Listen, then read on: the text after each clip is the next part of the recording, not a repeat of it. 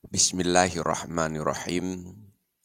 Hadis yang ketiga dari 50 hadis sulasiyat, yaitu hadis yang membicarakan halal yang rangkap tiga di bawah judul salah satu ijabati doa.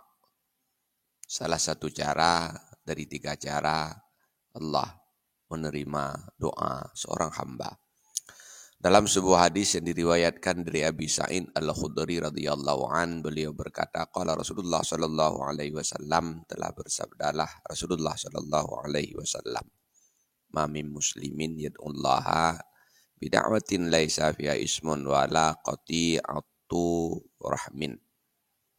Setiap muslim yang berdoa kepada Allah dengan catatan doanya tidak mengandung dosa dan tidak memutuskan silaturahim, illa atahullahu biha ihda salasi khisalin, pasti kepadanya diberikan salah satu tiga perkara.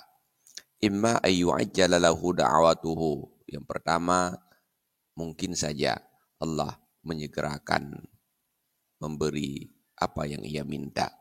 Wa imma ayyudkhara lahu fil akhirah, yang kedua bisa jadi Allah tidak memberi apa yang ia minta, kan tetapi diberikan kepadanya berupa pahala nantinya di yaumul qiyamah.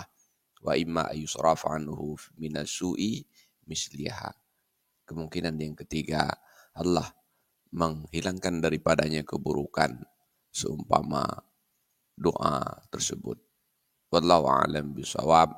Walhamdulillahi rabbil alamin.